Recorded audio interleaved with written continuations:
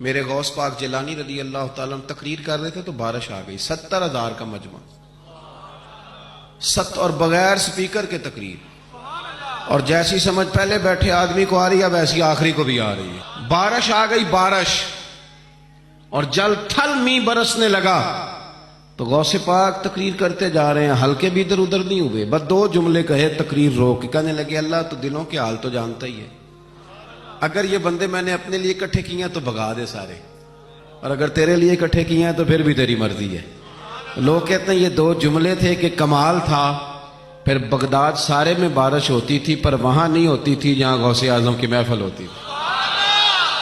پھر نہ بادل بھی ذرا ہٹ کے برستا تھا کہ یہاں سے ہٹ کے برسو، یہاں شیخ عبد القادر جیلانی لوگوں کو مصطفیٰ کا دین پڑھا رہے ہیں، ہٹ کے گزرتا تھا۔ آپ نے واعظ فرمایا، تبلیغ فرمائی،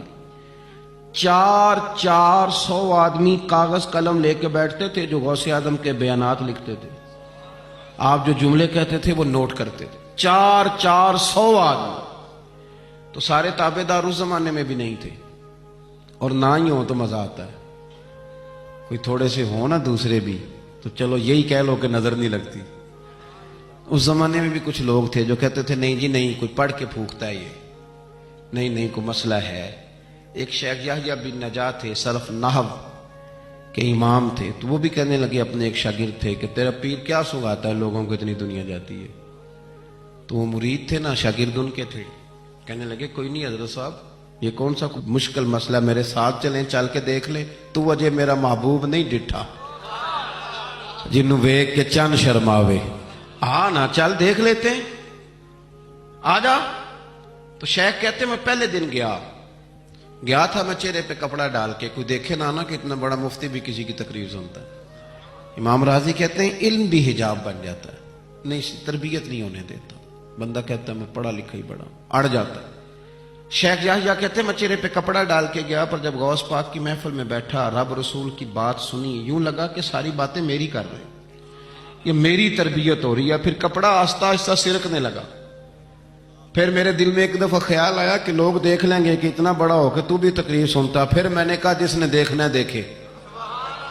ابا ٹھیک ہو گیا، غلامی کر لی تو کر لی، آزم یہاں تے لائیے ہی نہ تے جے لائیے تے پھر توڑ نہیں پائیے، دیکھنا جس نے وہ دیکھے۔ حضرت غوث اعظم رضی اللہ تعالیٰ عنہ کی محفل میں بیٹھا، کہتے میں نے عجیب نظارہ دیکھا، غوث پاک کی تقریر ختم ہوئی تو ادھر سے 5 بندے کھڑے ہوئے، حضور چور تھے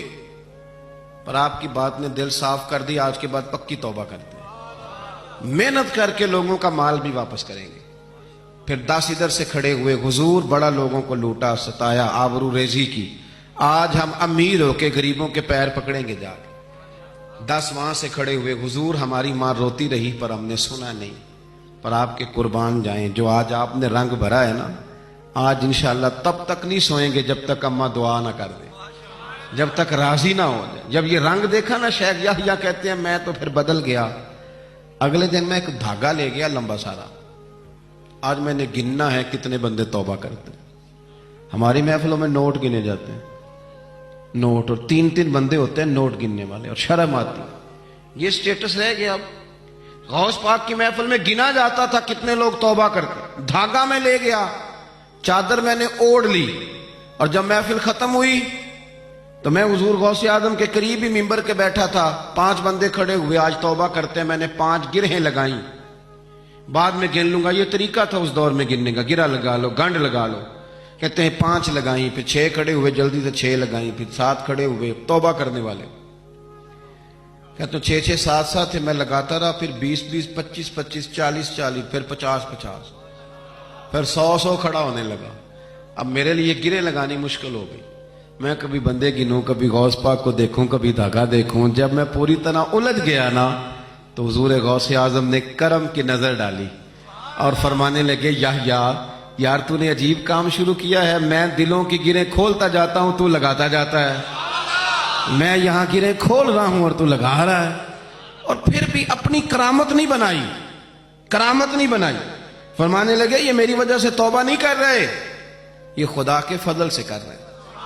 اور فرمایا یحییٰ خدا کا فضل گنا نہیں جا سکتا، وہ شمار نہیں کیا جا سکتا۔